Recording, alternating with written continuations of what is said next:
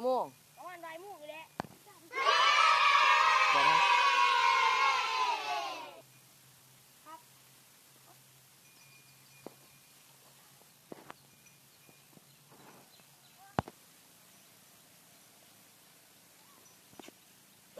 จะสื่อส่ง Oh no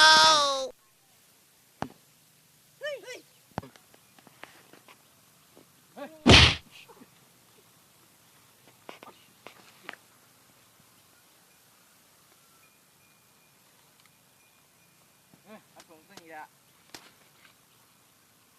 ครับ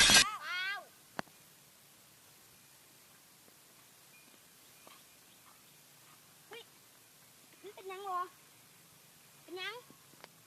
เอามันขึ้นเด้เฮ้ยมีคนมาตีมันมันตายต้องใช้มีคนมากดมาเครื่องมันเอาไปห้องหมอเอาไปห้องหมอดีกว่า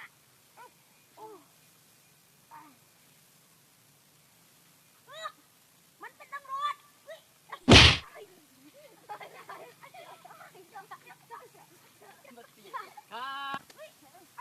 No.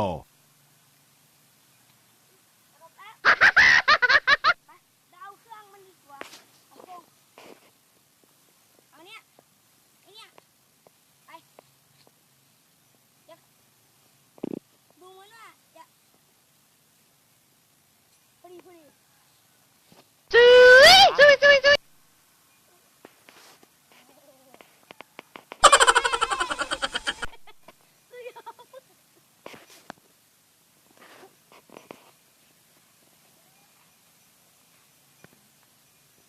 ถ้าจิ๋วเดี๋ยวจะนั่งพักเนาะนั่งพัก ไปนั่งย่างไปอีกก็นั่งพักกินอีกเดี๋ยวเนาะนั่งพักกินเดี๋ยวพี่การไปใช้เลยเนาะพี่การน่าจะดูต้นยางเลยคอมันก่อนบ้านหมอ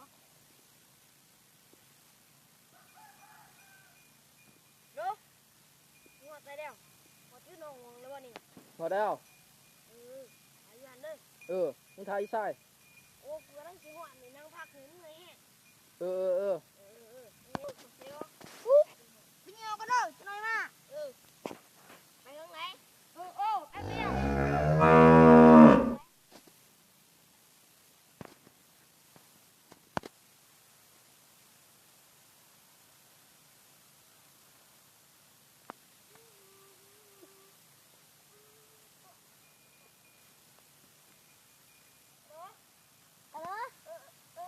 บอกลูกเลยนะ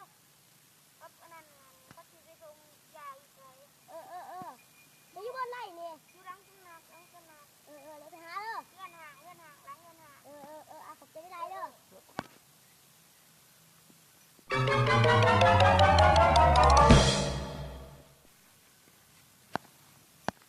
ไปเลยเดินทางต่อแล้ว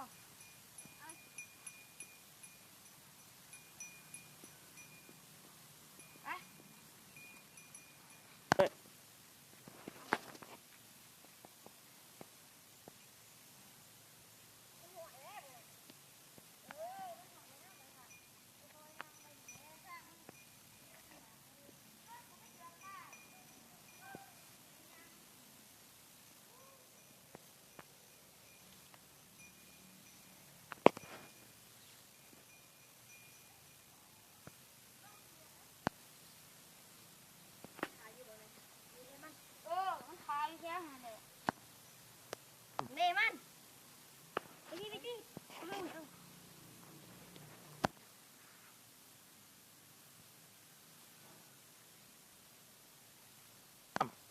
ดิเจอไส้เงินไป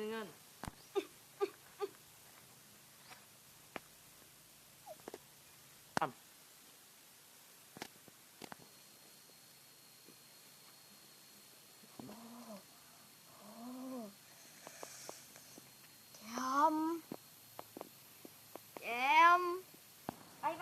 อ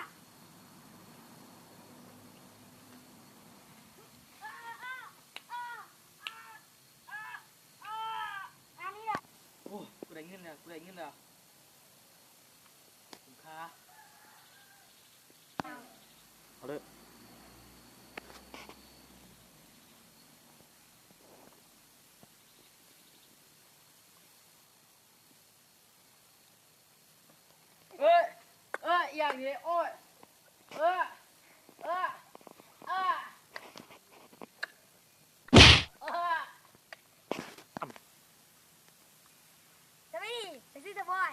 ซื้อน้ำปลาสบายดีขอซื้อน้ำปลา สบายดีขอซื้อทานจอดไม่เครือ สบายดีขอซื้อห้ำหน่วยห้ำหน่วยใหญ่ จะยอม